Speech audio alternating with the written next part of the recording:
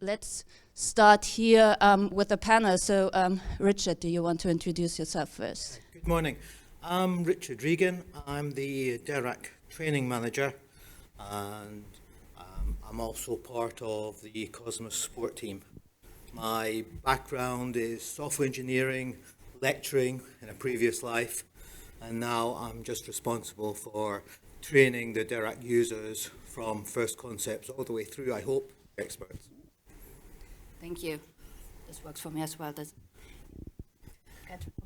Good morning, Katerina Mikalikova. I'm from the Imperial College London. So I lead training effort there in research, computing and data science.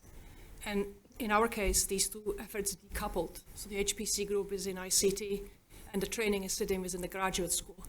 So I've got a team of 4 nearly, and we teach about 30 topics. It's primarily designed to teach PhD students, but the courses are open to anyone. Thank you. Pete. I'm Peter Heywood. I'm a research software engineer from the University of Sheffield. So my background is in computer science, mostly GPU-accelerated complex system simulations. And I'm currently half of Sheffield's BEAD RSE contribution. And in that, I'm currently leading the documentation task force. Thank you. Okay, so I'm Mike Payne. You heard from me yesterday, but in the context of what we're talking about today, I guess a relevant experience is for a long time I was chairman of CCP9, one of the collaborative projects. I was sort of involved in the Tier 2 Cambridge Centre where we were allocating resources, so questions about who can and can't access machines and why. And also involved in the electronic structure communities and CCAM, where again there's sort of a lot of training exercise as part of what they do. So I guess that's why I'm on the committee, because I don't really do much of the other stuff that's down here as questions. Thank you. I think we have one online speaker as well, Claire. Is Claire there?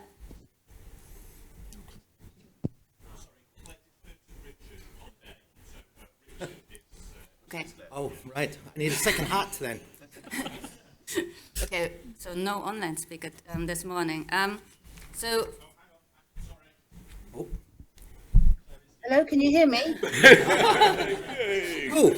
Yes. Hey, I've managed to make my mic work. Yeah, hi, I'm Claire Jenner. I direct the training at DRI, and I'm responsible for looking at the strategy and the overall portfolio so that we can serve all our users. Thank you. So let's start off with the first question. So the first question we want to discuss here is what are the most common challenges to your center and supporting DRI users, and how do you minimize the effects of it? So does any one of you want to go first for that? Pete, I choose you. So in terms of Sheffield, in terms of supporting DRI users, a lot of that is handled by our central IT and research IT groups rather than the RC groups. So unfortunately, that's not really my side of things. But we offer a lot of support in terms of the software side, both to RAs, students, anyone who needs it. And a lot of the common challenges are just most of our users don't have any formal software training. So providing any amount of support and training so that they can write code that's correct is probably the main thing that we do, as well as a lot of work in helping them make the best use of the Tier 3 and Tier 2 resources. Yeah, speaking of Tier 2, so you're also in the BEAD support group. Do you want to talk about the challenges there? So, I mean, with BEAD itself, so it was mentioned yesterday a bit, so it's a Power 9 and NVIDIA GPU-based machine. So there are some challenges in terms of getting software to build on Power 9 CPUs, which are relatively uncommon. So there's a certain amount of making sure that it's documented how users can adapt to that. And then otherwise, it's just a matter of trying to get our users onto the machine and to make sure that they're not struggling with it. So, for instance, with Sheffield, one of our clusters still uses SGE, whereas BEAD Slurm, so a certain amount of getting users on the box is making sure they're comfortable with the slightly different environment. But I think we've had reasonable success with that. Thank you. Claire, do you want to talk about DRI? Yes, well, some of the challenges that we see on our services are around scheduler optimization. That's always challenging, especially where we have mixed sizes of workloads. We look at proposed changes, and we regularly monitor impacts, and we're able to use these to provide oversight for our decisions and alignment with the overall strategy for the service. So it's easier to explain to our users when there is a clear process and a defined strategy. Thank you. Does any of the other panelists have anything to add? I would just like to add to what Claire did, because Claire explained that really well.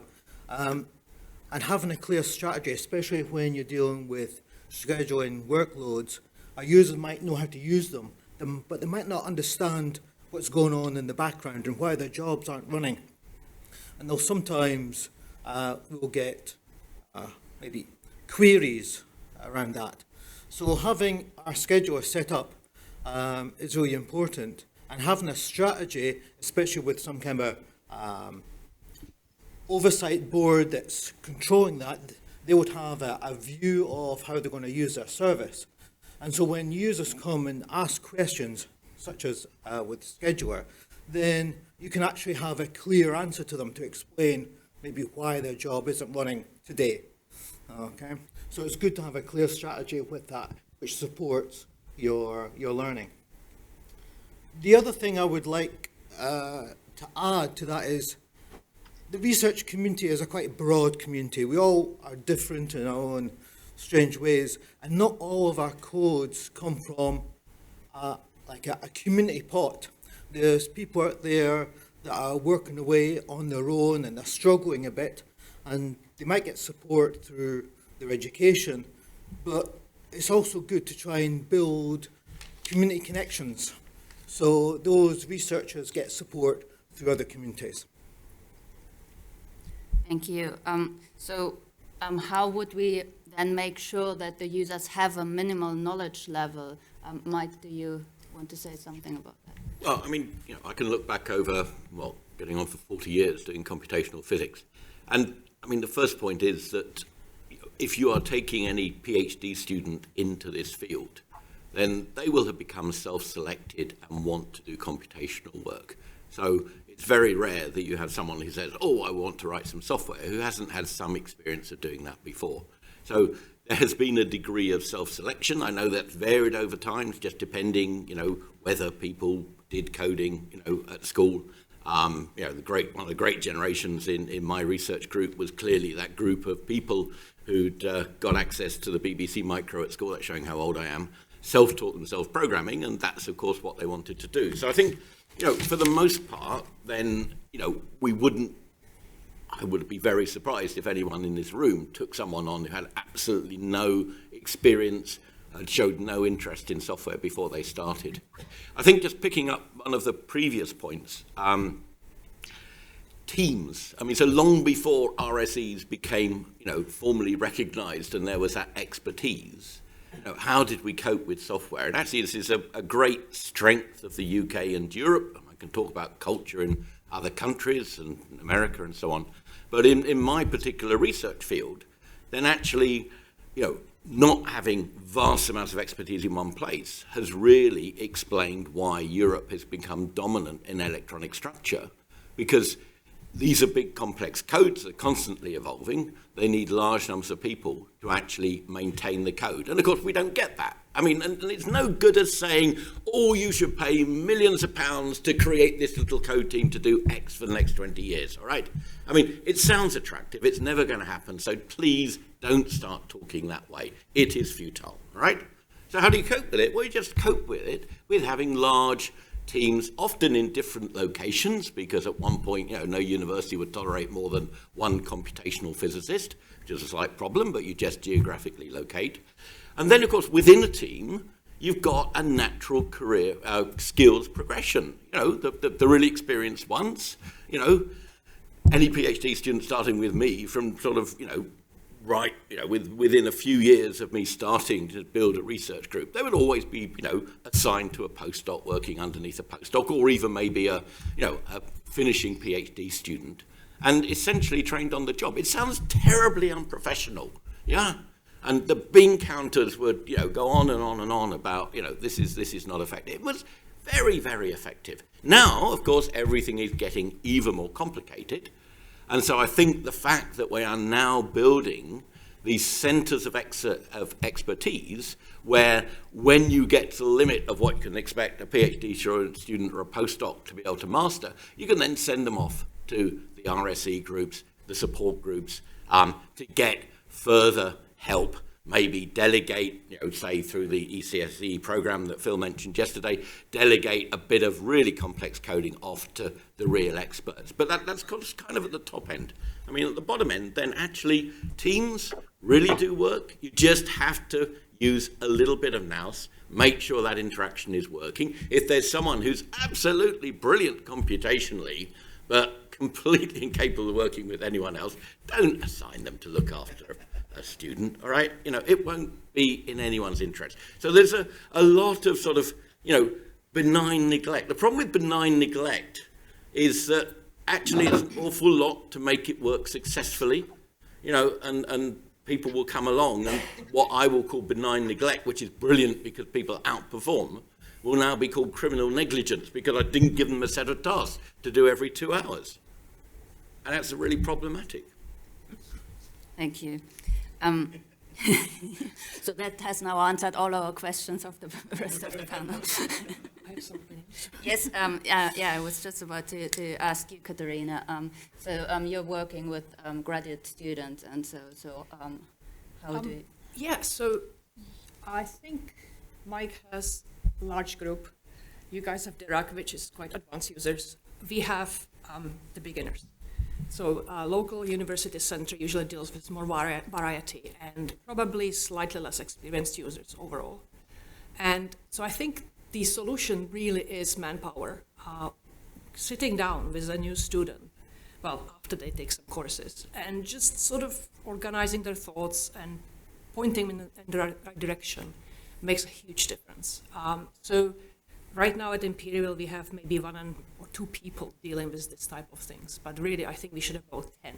So mention honorable effort is actually running a clinic every week.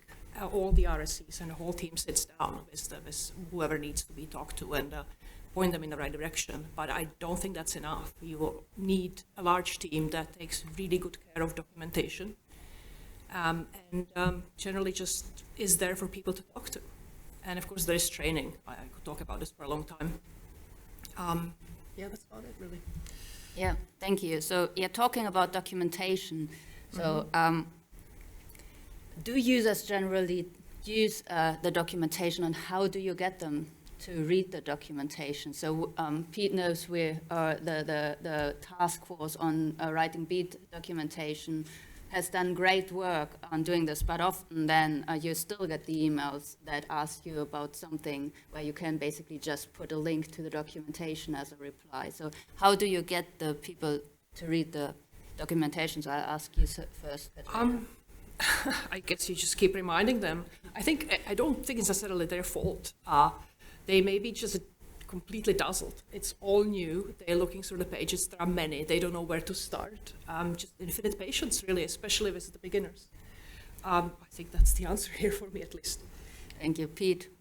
I think that having sort of open and well-indexed by search engine documentation that is accessible to users is a big help. So, for instance, if you're a Sheffield user and you know that you want to run GROMACS on one of the machines, if you search for Sheffield GROMACS, it will bring you up HPC documentation. So making sure it's accessible and well indexed is, in my opinion, very, very powerful. And the documentation can also serve as a sort of longer term knowledge base. So for instance, during my PhD, when I was a user rather than a contributor to the documentation at Sheffield, I did something obscure with CUDA, I can't remember what it is. And then a few years down the line as an RSC, I wanted to do the same thing, completely forgot I'd done it in the past. searched for it, and it found the Sheffield documentation that I'd written about in the first place. So I think that aspect of it being open and searchable, is a big plus. Thank you. Richard, do you have anything to add to that aspect? Of documentation? No. I generally, researchers have got a problem and they want to use documentation to solve that problem. So when it's easily accessible, very explainable, and solves their problem, then they're going to engage in that. Okay, and are there any other training resources or so that, that would help better or are better for other users that don't like to read documentation? Unfortunately, I think there's quite a lot of training resources out there of mixed point of view, because we're all trying to solve the same problem. I mean, we are in the process of updating our documentation, our training program to bring it up to date. And again, the philosophy behind it is to make it as accessible and as easy for them to use, and also as practical, because there's one thing reading how to do something, but there's a totally different thing when you actually have to apply it to your code. And trying to get that solves that problem, not just with examples, but examples that are applicable to that science area is very useful. Thank you. GROMACS was mentioned. I mean, there are lots of training courses in the UK training people how to do GROMACS. One of the CCPs, that's something that they do routinely. In the electronic structure community, there are endless schools, hands-on schools, where people are taken through that process of setting up a calculation. They're encouraged to bring along, a model of the system that they're interested in so that they can actually set up the calculation there with expert help.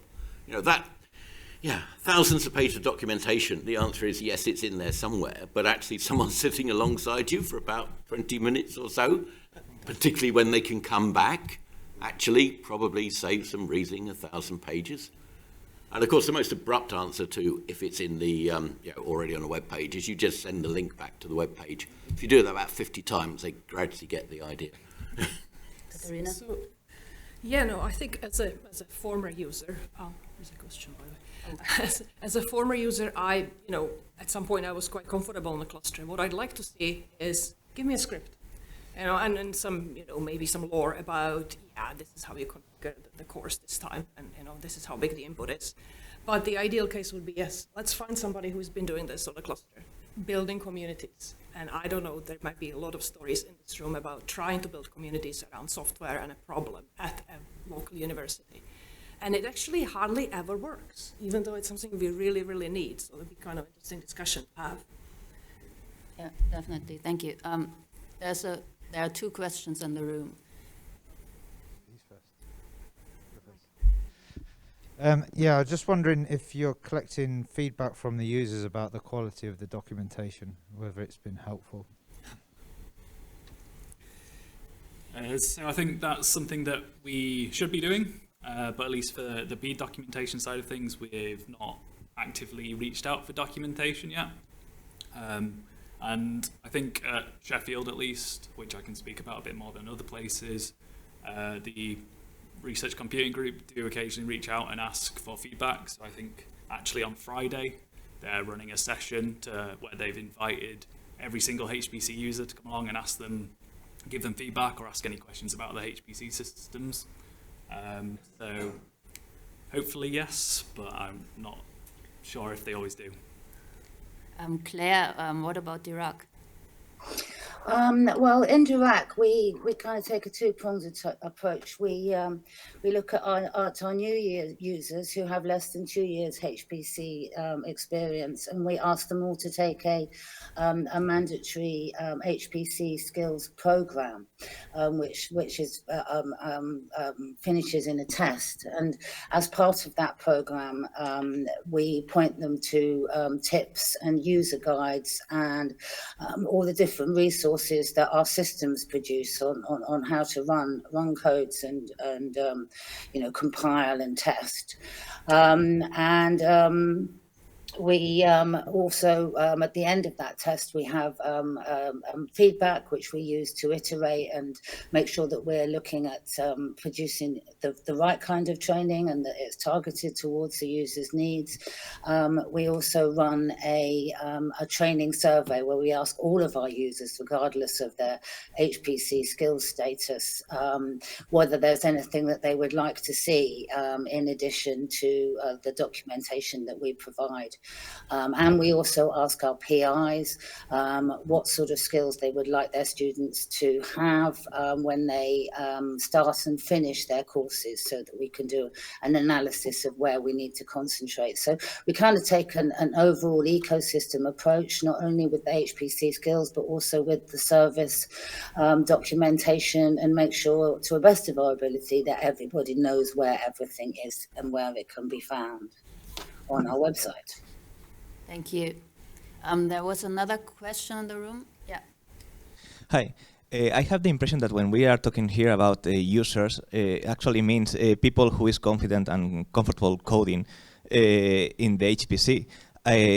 I don't think that's the case for many actual users. Many actual users are experimentalists that have their data, and that they just happen to face a problem that they cannot solve in their laptops. So those users are not confident in coding. They are not interested into learning how to code because that's not their field. They could, if there is available colleagues, they could collaborate with colleagues who are proficient in that front and put collaboration forward. But very often they just are left alone in a computer with a terminal, and it's something that they might need to learn because modern knowledge like that, but it's not to be expected that they are happy with that. In those cases, lowering the barrier is not having a lot of documentation explaining how to do things, but providing means where they are comfortable with something that I think it was Martin mentioned yesterday about people who is used to using front-end graphical user interfaces to analyze their data, install things with double clicks and that sort of things.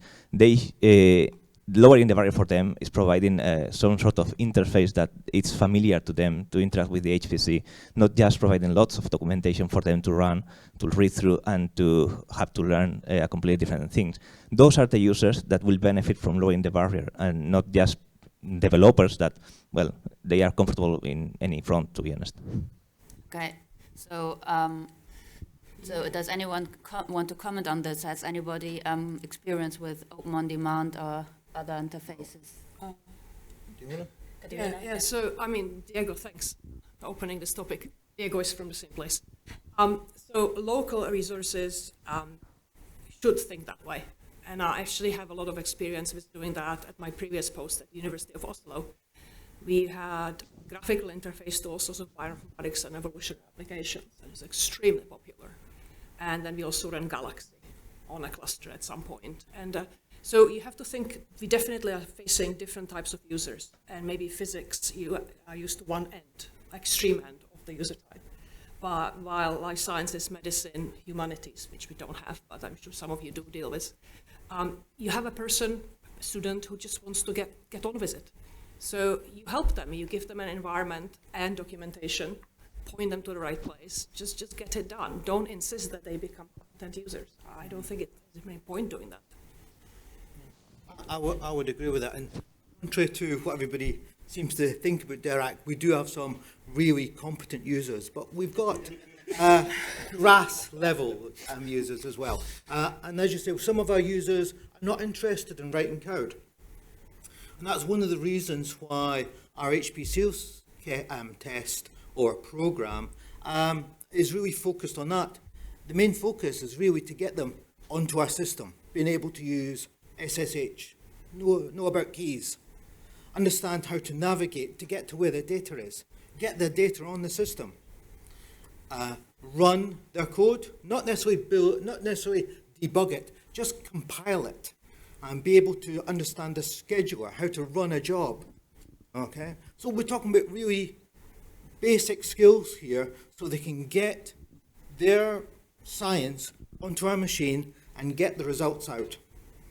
Okay, we do at the same point put a layer of fundamentals, introduce them to concepts of software engineering and of scaling, just so they are aware of some of those factors. Okay, but it's really just a very light touch.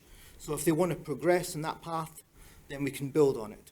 But essentially, the HTC test is really to get users that know very little, if nothing, about HPC systems into a point where they can actually get onto the system and run their code.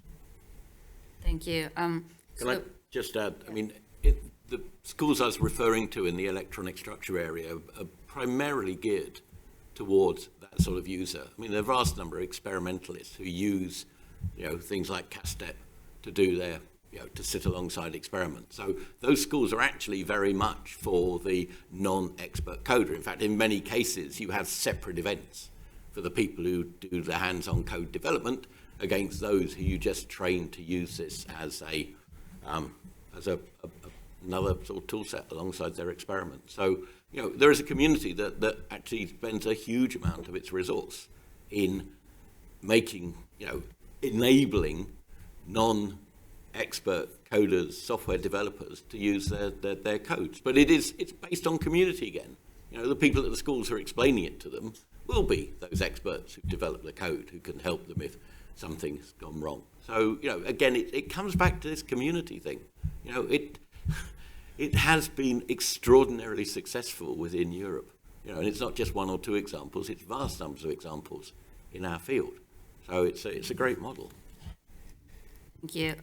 So I've got a question here which I find quite interesting, especially in the context of RSEs and the discussion that we had yesterday about interest in the research, and we have the RSEs, which are basically postdocs in the research group, but then we have the support groups as well. And the question I want to ask here is, so how do you differentiate between helping the users and doing their job? So where to stop? How deep to get into that? So how much to take on there? And so what do you do about that? Pete, do you have experience with that? So in the Sheffield sort of central RSE group, which I'm a member of, we tend to work with collaborators in a few different ways. And some of that is finding the right balance between just helping someone and sort of contributing more longer term as like a partner in the project. And I think it is quite difficult to find the balance. We offer a lot of free point of use service, which is generally quite short, sort of less involved contributions towards their project, which is more on the just helping them. And then if they actually essentially want us to do their job, or at least do the bits of their job that they're not as well suited for, so if they have to write some code which they've not had any training in, or if they want to optimize some code which they've no background in working with optimization, then we'll generally try to get on a longer term sort of project basis where they'll hire out part of an RSE's time for 6 months, a year, or even write us into their grant proposals, so that they'll have like a fraction of an RSE for the 5-year duration of their grant, for those much longer term sort of contributions rather than just support. Thank you. Claire. Yes, hi, Marion. Oh, hi, Marion. Yes, I've actually got a question in from the audience who are wondering if it's only about teaching, upskilling the user and the processes, or are there ways to improve usability of the technology in the first place? And I could answer that on behalf of DRI in much the same way as the previous speaker, in that we have within our resource allocations process, when you request time on our machines, you can also request RSE support to port your code from a CPU to a GPU, or just generally optimize it. And in that way, we get the users to improve and get speed ups in their codes, and reduce the amount of time that they have to spend adjusting their codes to our particular technologies, so like a new technology that we might have brought on board. And the RSE team within DRI is absolutely critical to our science results and our time to science as well. I don't know what the rest of the panel have to say on that.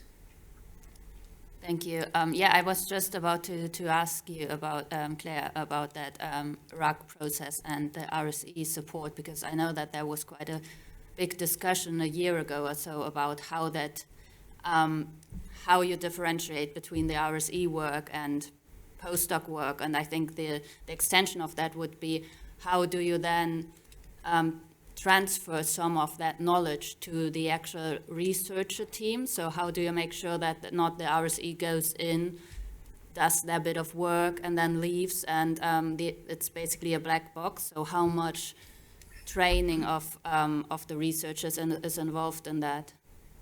The RAC allocation process runs alongside the RSE process runs alongside the RAC allocation process.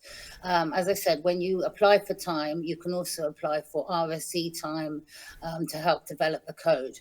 And when it comes to improving the usability of technology, we also run a joint vendor hackathon program, where we get together with, say, for example, NVIDIA, and we have a group of their experts come, and we have a competitive process whereby researchers can get teams together and apply to come to the 3-day events. They used to be in person, now they're online. We hope to go back into in person because we found those are the most productive events. And the users get the chance to work on their codes with the help on-hand help of the NVIDIA experts. And in that way, we transfer the knowledge of how to use the technology into the research group. So that's as against the HPC skills. That's like looking at how the technology can be utilized rather than how to do your general, or even how to do algorithmic coding, which is sort of like more the RSE side of that kind of work. But when it comes to looking at new algorithms for science and things, we leave that firmly with the researchers. Thank you. Can I just add something to what Claire just said? Because in these programs that Claire just mentioned, the hackathon programs, another thing happens which a colleague mentioned on it, and that's about community and connections. Because one of the purpose of the hackathons is to build relationships between our researchers and the industry to help that migration of knowledge. So that's really important, trying to build a connection with our industrial partners. But I would also like to add about this idea about transferring skills. When an RSE is put into a project team, I would also encourage that project team, if they wish, and it is optional, that they actually contact us, and we can actually look at what training that their researchers might need to support them during the process with the RSE, so they can maybe understand better what the RSE is doing. Because again, when you start building some basic knowledge, they can then understand better what the RSE is adding to the code, and then therefore they'll be able to maintain that code into the future. Thank you. Katerina, do you have an opinion on that? I just took a deep breath. So I think there's a distinction that's very important to make. There are RSEs. So for example, our HPC group has lots of RSEs and it's got sysadmins. But we've got one person who is somewhere in between, and that's the person who fields the user queries. Our RSEs are way too busy working on the projects to sustain themselves. They are not necessarily hired to support our users. So who are those people who are supposed to be doing that? And I think a lot of discussions sort of presume that RSEs are doing this job, are educating users, maybe the ones who want to code, but not the ones who just want to get their job done on a cluster. So we almost forgetting this class of people, like me actually. I haven't coded actively for years, gasp, but I still can take anybody's code and probably make it run on HPC. So where are those people? How do we call them? And people who have domain specialty, meaning they actually came from a field and they can talk to a biologist in their own language. So anybody, any takers here? Yeah, does the audience have an opinion on that? Yeah, over there.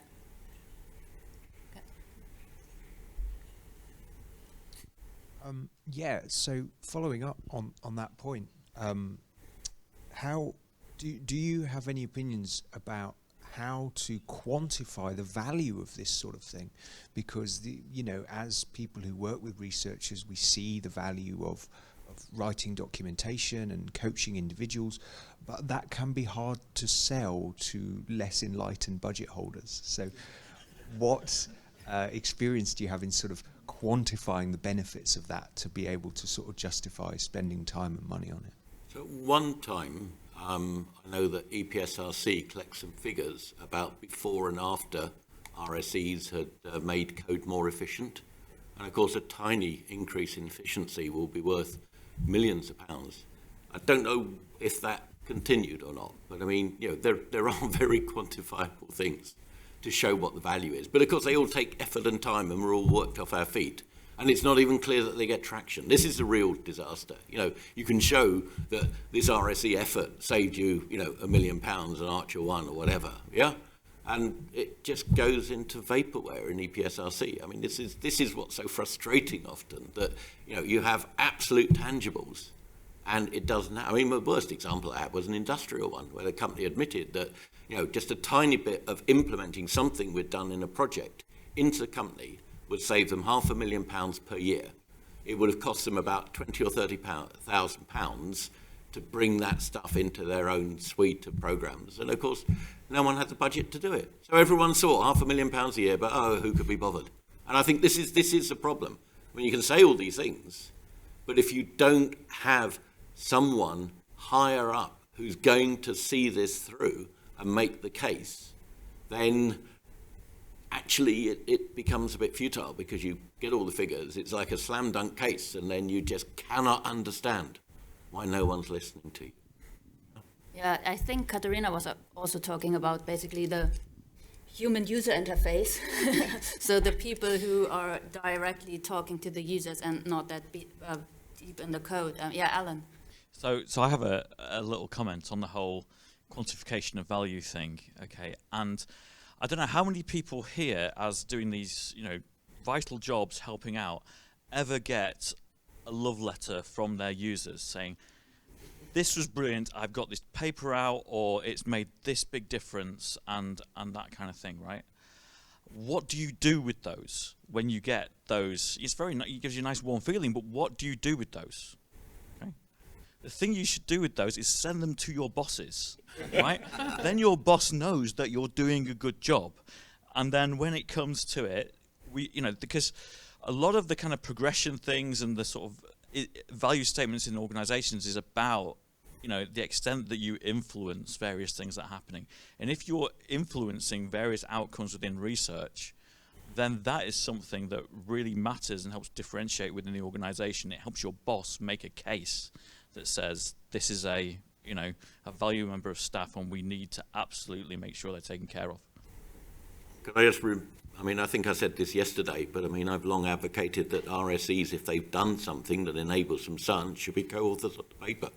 So I think that's something that people high up should be pushing for, and anyone who's in a position to put the RSE's name on the paper for doing work like that should do it. In my field, I'm not sure what it's like in other fields, there are now more journals where you can actually document the code development process. It was impossible in the past. There weren't journals that did that. So, also be sort of looking, well, maybe we could write this up, send it off for publication. There are now journals that do that, which I don't think existed 30, 40 years ago. And so even if they say, you can't be on the science paper, you're not a biologist or whatever it is, and you say, well, okay, I'm going to write it up and send it to, what are the sort of journals, Matt? Well, there's various journals in computational science and open source software journals that do exactly that. Yeah. So, make yourself recognised. Yeah? Yeah. Okay? You can take ownership up to a point. I know you're told what to do most of the time, but there are things you can do to strengthen your position. So push on those, all right? So, going back to your point, Mike, I think a couple of things that have changed in both terms of recognition of the role of RSEs, but also the support people Katerina's talking about is, consistently over Hector and Archer and these sort of services, when we've done annual surveys of users, things like the service desk have always got hugely high ratings, right? The researchers know how important that is and how important the work people in the service desks do to support them. I think this time around in Archer 2, the funders have recognised that bit, or the researchers who are part of setting up the service. And the metrics that Archer 2 measured against, one of them is actually the feedback on the service desk. You know, so rather than just doing it annually, every time the service desk gets queried out, you get a feedback response. Right? And some of that's been really good, you know, and as actually contributing this evidence and building it up, and then that is a sort of virtuous cycle, I guess. And the same thing is true of RSEs and their contributions. You know, I think back in the Hector days when the DCSE program first started, you know, that was a really positive thing. And I think EPSRC, to their credit, have seen the value in that through the researchers and the reports and the feedback on that, and take it on board. And that's been an integral part of the service going forward, you know, and has actually helped push the sort of these different modes of usage within at least the Archer National Service, that there's this RSE component that for code development that comes via ECSE now, and there is the service desk component that's recognised as a thing in its own separate right. Thank you. You were supposed to be on the panel, by the way. Come up here. Matt wanted to say something. Sorry, microphone guy? Sorry, who wants to speak? Oh, there you go. Sorry, I couldn't see you. Yeah, so just picking up Mike Payne's point, I think the figure was like 10 to 1 was return on investment when the e-infrastructure SAT looked at this, and EPCC did a report on the cost savings in terms of Archer runtime for the effort spent on actually improving codes. What they didn't do in that thing was actually look at the cost saving or the benefits due to documentation and how much time would be saved in user queries, just in terms of speed up. And I think that's one of the points that Pete was making, that no one actually kind of measures the documentation side of things and what's the benefit of that. I think the general message is that it's really useful to gather this data and to make a hard case. Then if you've got the facts, if you've got the figures, you've got the feedback, you can make a case to your boss, to your line management, to whatever, to make these things work.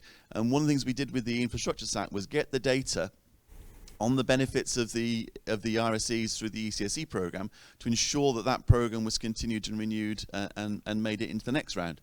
Because we could demonstrate to the bean counters that these things are of good value for money. That £1 million invested in RSEs over a 5-year project gives you £10 million improvements in productivity. Now, they accept that argument, but they want to see the evidence. They won't just take it your word. You've got to have the evidence. So you've got to gather the evidence. You've got to think, how can I quantify the benefit of what I've done? I know it's extra administration. We were saying earlier on, no, we hate administration, but this is really useful to get that data to make a case, then they can't argue against you. Yeah. I look like, right. Yeah, it's really hard to quantify helping a PhD student. I mean, you could start with just throwing a link at them, and they'll struggle. They probably get it done. They're extremely motivated, clever people. They get it done maybe slower. Maybe their project won't be as great as it could be. And versus somebody sitting down with them, pointing them in the right place. This is, what you actually have to study. This is how you run the job. I'll save you time here. And then they can start planning a bigger project. How do you quantify that, apart from maybe testimonials? I have this problem. I write strategy documents. I say, okay, better training, better science. And they say, well, how? So, yeah. Does anybody have any ideas?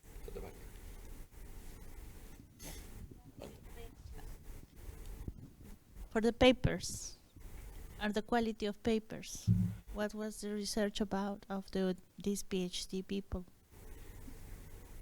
That's an idea I have. They published, but yes, we don't publications. know what would happen if we are not there. That's, yeah.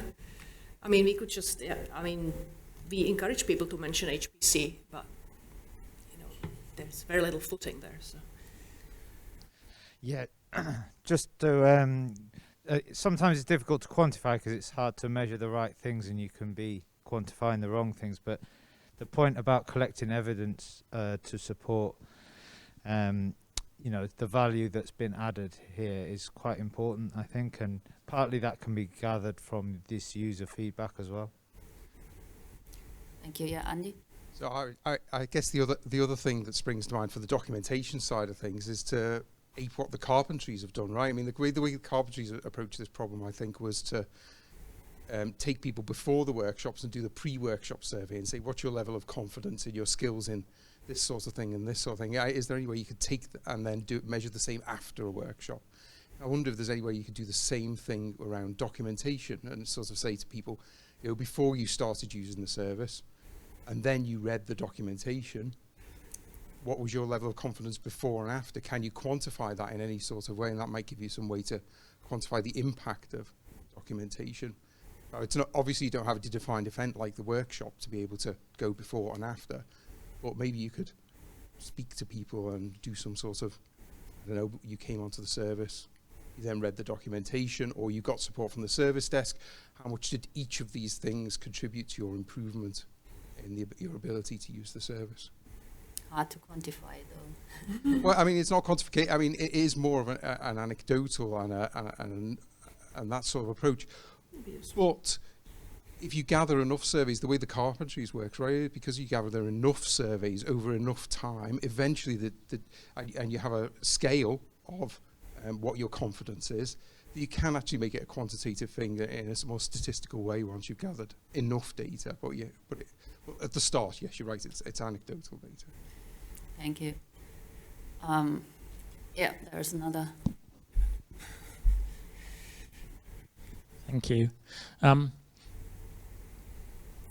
think it's really important, all the points that people have brought up about the quality of the training and the feedback and things. I think one area that we're perhaps not paying attention to here, and I can understand it because of the nature of the audience in this room, which is at the kind of RSC programming coding level, is that the majority of users of an HPC system are just people who run a particular code or set of codes to support their science or their discipline. And I think that it's definitely worth putting a lot of effort into the basic support for those people, but it's very difficult to measure that because there's such a vast number of them, and you can't really do the individual support that you might want to for those people because there's just too many of them, and there's only 3, 4, 5 people in your support team. And as has been mentioned, Katerina said earlier, it's not RSEs that really do this work, it's the user support people. And that is often quite underpopulated in most centres. So as much stuff as you can do in terms of your documentation, and also going out into your departments and getting champions in different research groups, somebody who might have an interest in HPC and their domain, they can be your champions and do some of that work for you. But that whole area is going to be impossible to measure, but I think it still is very important. Thank you. Nick, did you have anything from online? Can we have a microphone? Yeah, hi. So one of the things we've been doing online is we've just been doing a couple of different polls that we've thrown to the screen. And hopefully the guys from Remote will pop that on the screen now. Just asking about where research computing lives in your organisation. So I'll just have a little scroll down and I'll give you those results, but hopefully we'll get them on the screen as well. So most people are in an IT department. There are some in their own specialist unit, which is about 16-17%. In an academic, here we go. Oh, hey, there we go. So, so yeah, why does my screen look different? Oh no. So I'll just carry on going through my results then.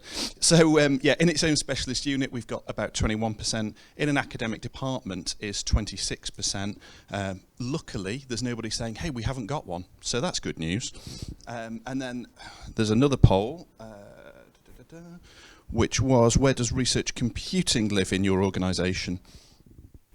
No. Sorry, where do RSEs sit in your organisation? I'm not scrolling fast enough. So again, most RSEs are sitting in a central IT department. That's 36%. In Comp Sci is just under 16%. In departments alongside research projects and embedded is 31%. and somewhere else, which we haven't specified, is 16%, 3 responses to that. So just interesting about that spread of specialisation across universities. Thank you. Do we have any more questions from the audience? Yeah. Yes, hi Marion. I've got one in from the audience about asking whether there are any, whether there are many special users with special accessibility issues, visual impairment, deafness. I wondered if the panel has come across and anybody makes any special arrangements for that set of users. Thank you for that question. Does any of the panel members want to say something? So I'm not aware of any that I've worked with in the past directly at Sheffield or with Bede in particular. But one thing that while I was an undergrad, I did part-time web development. So in terms of web accessibility, that's something that I have a lot of background in and care about. And so just as an example, on yesterday's slides, sorry to pick on this, but the NACIR website at the bottom right on the slides was orange and very small, and that orange on a white background is not a high enough contrast to meet accessibility guidelines. So even stuff that seems trivial like that can be very important. So we're working at least on the docs. We've got some a pull request in which addresses a number of the web accessibility issues like that, which is why I know about the specific orange and on a white background. But so just making sure that content is accessible to users with any kind of impairment is important.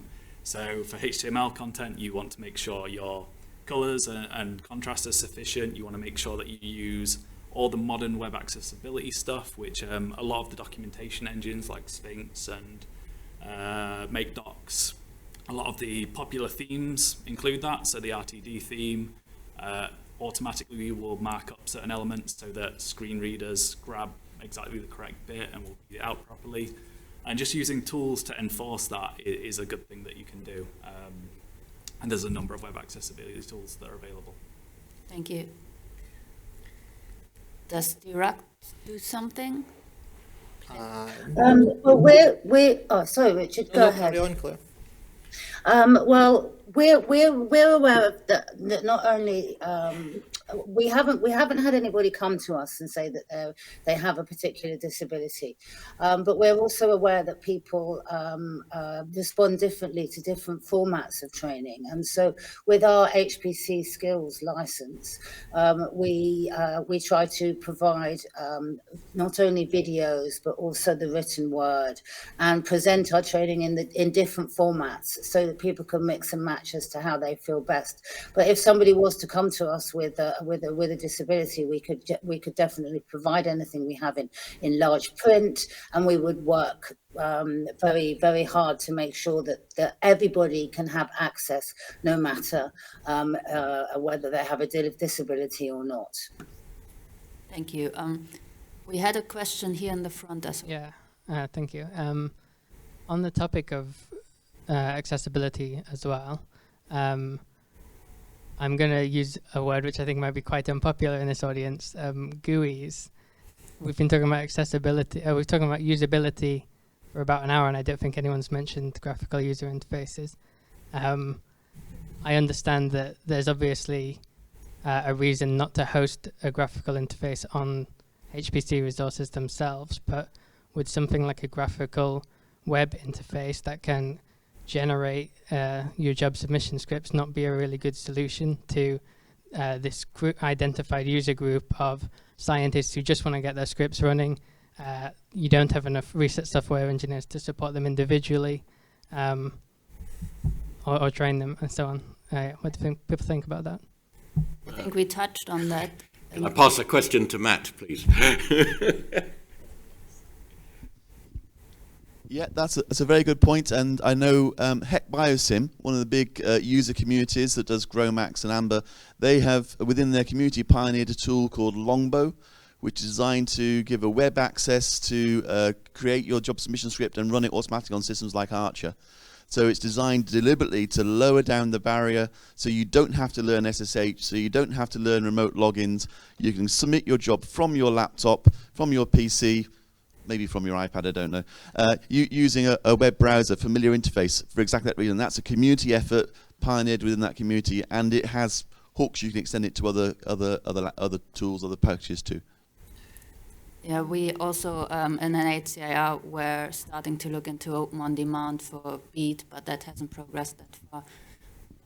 We have somebody in the audience doing Open on Demand. Yeah, so I think in the back there was somebody waiting. Chris? I was just going to comment on that. So the Met Office does a lot of work to basically design. We have a flow control system that's done in partnership with other meteorological organisations, and basically SSE, RSE spend a lot of time in the organisation basically configuring this tool to provide different GUIs and black boxes so scientists can, twiddle a setting and press a button, and that does a lot of separating out the expertise on how you actually access a supercomputer and all the details and picking up the right library and things like that from scientists who just maybe wants to change a setting on the weather model and then press go and see what happens. Thank you. So we're very short on time and have 2 or 3 hands up already. So Andy. Yeah, I mean, this is one area where the US are quite a long way ahead of the UK here, right? There's a lot of focus on science gateways in the US and providing access via those sort of routes. I think the big challenge the UK has, which is one of the reasons we're further behind on this, is it takes a huge amount of effort to develop and maintain, right? The US just generally have more effort in this sort of area, and the Met Office have a huge team that keep all this, right? And science is very diverse. I mean, you look at Archer too, right? There's the top 40 codes are 70% of the usage. Then you got like hundreds of codes beyond that. I mean, there are some big codes like VASP, for example, where you could do some work. But I think the challenge we've always had a bit with these, apart from the effort, is there's so many different use cases in research, and you can capture some of them, but then there's always that little tweak that somebody wants to make that's not quite covered by the network, so they always have to end up going in and learning command line Linux anyway, because it doesn't quite manage to do what they want to do. And to build that functionality that's sufficiently flexible to support researchers costs a huge amount of effort to develop and maintain. And I think that's one of the fundamental reasons we don't have very much of it here in the UK, is because you tend to have a small project, you get a person for a couple of years maybe to do some development, and then how do you maintain it? Where does that effort come from? And the Longbow stuff's great, right? Because it comes from the COSEC people and all that sort of stuff, and they've got long-term funding to sustain it. But again, it's not very much effort, so what they can do is very limited. And that's how the US have tackled this problem, is essentially by putting money and people at it. Thank you. So you wanted to add something to that. Sorry, we're over time, but I'll just take. Yeah, very quickly, just another shout out for Open on Demand. So when I was at the Crick, we brought that in as a test system initially, and then we were swamped with demand. So in the life sciences, particularly, a lot of the researchers coming in don't have this HPC background at all. And at MBI in Norwich, where I am now, they've been using it for some time, but it's really, really effective for people who didn't grow up in the command line and actually don't need to do that a lot of the time. It's a really much easy way into HPC. They may well develop further on, but as a making it accessible at the beginning, fantastic. Thank you. So we can talk to you if we want to use it. Okay. The last in the back. Just another comment for Open on Demand. We've got it at Birmingham. We run it on our Tier 2 Baskerville as well.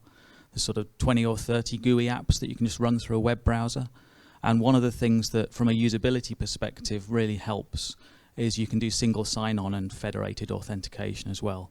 So the whole, how do I get my SSH to work with my authenticator app, isn't a problem. Thank you. So thank you very much, everyone. Please feel free to continue the discussion in the coffee break. So I think we have half an hour coffee break until we continue with the next session, which will be on how do we talk to researchers that want to do a project? How do we basically get the specification from them that we need to do our work if we have to do some RSE work and so, and yeah. Looking forward to that, and thank you to the panel, thank you to Claire online, thank you to everyone for your questions. Thank you. Thank you.